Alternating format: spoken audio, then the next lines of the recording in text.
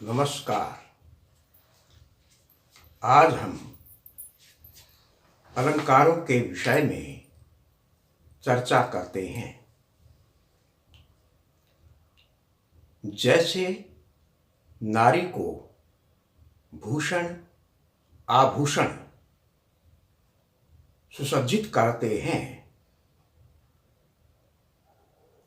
अर्थात नारी आभूषणों से ही शोभायमान होती है,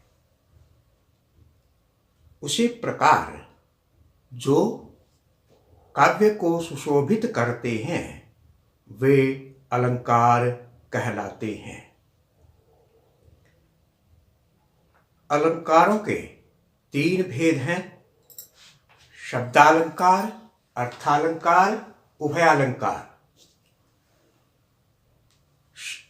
जहाँ हम शब्दालंकारों में अनुप्रास के भेदों सहित वर्णन कर चुके हैं, अब यमक, श्लेष व वक्रोक्ति का विस्तार से वर्णन कर रहे हैं। यमक अलंकार का लक्षण है वही शब्द फिर पढ़े, अर्थ और ही और। यमक सभी कहते उसे, कवियों के सिर मोर। अर्थात जहाँ शब्दों, शब्दांशों या वाक्यांशों की आवृत्ति हो किंतु उनका अर्थ भिन्न भिन्न हो, उसे यमक अलंकार कहते हैं।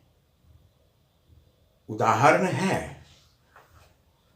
कनक कनकते 100 गुणी, मादकता अधिकाय।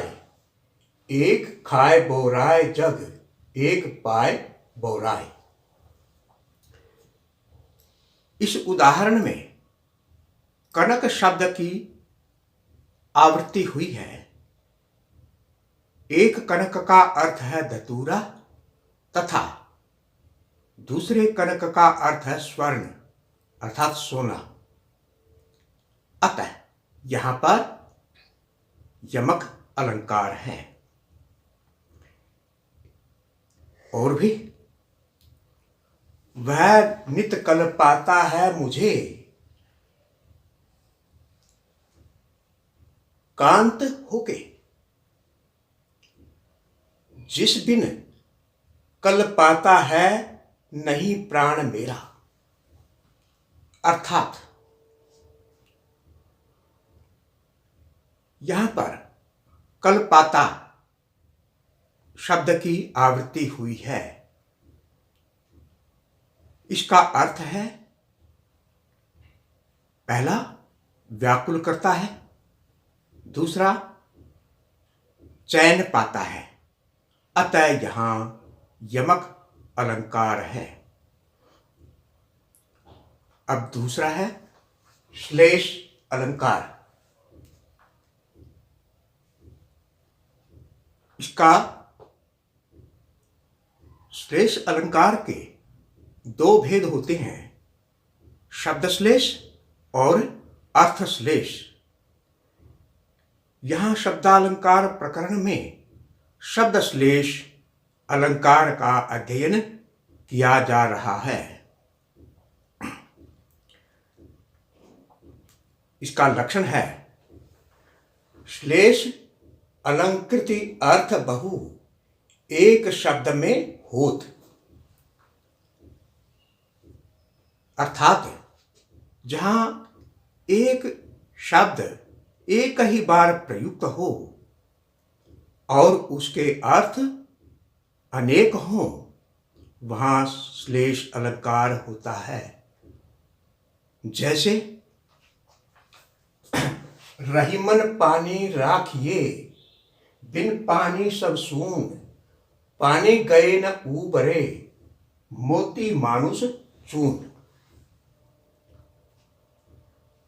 यहां पर पानी शब्द के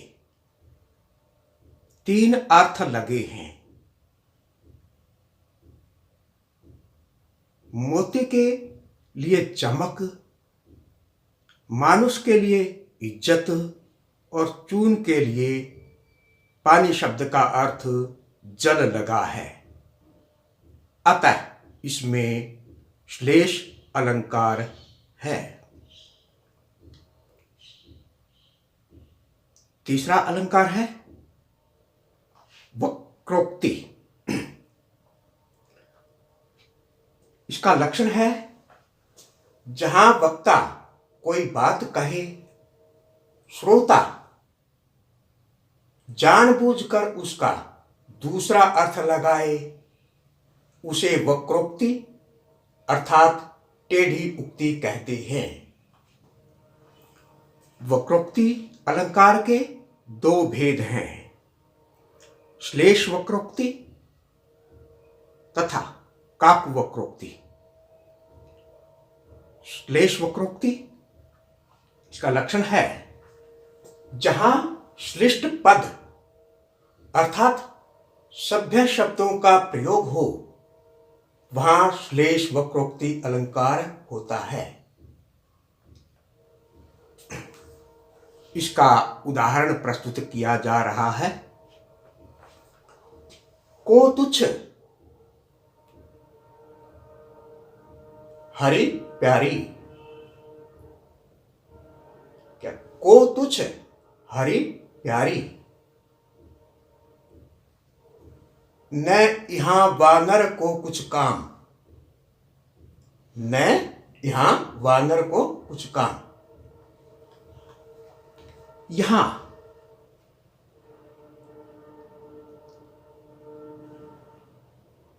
वक्ता ने हरि शब्द का अर्थ कृष्ण लेकर के कहा है कि हरि हरि वह कहा है, किंतु श्रोता ने जानबूझकर हंसी करने के लिए वानर बंदर अर्थ लगा लिया। हरि के दो अर्थ हैं, वानर और कृष्ण।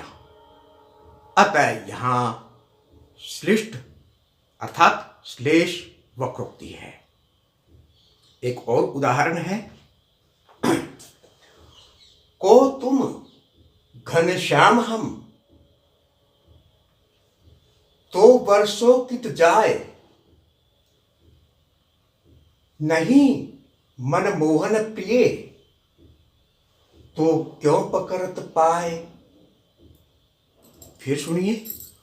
को तुम घनश्याम हम, तो वर्षों कित जाए, नहीं मनमोहन प्रिय, तो क्यों पकड़त पाए।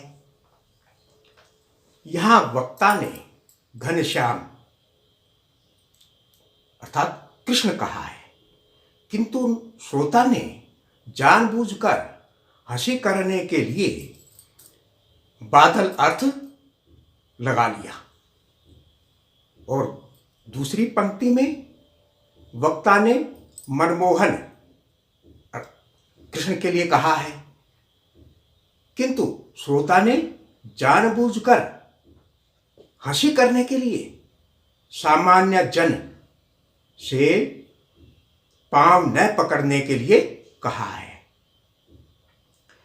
यहां घनश्याम शब्द के दो अर्थ हैं, बादल व कृष्ण, तथा दूसरी पंक्ति में मनमोहन शब्द के भी दो अर्थ हैं, कृष्ण व सामान्य व्यक्ति।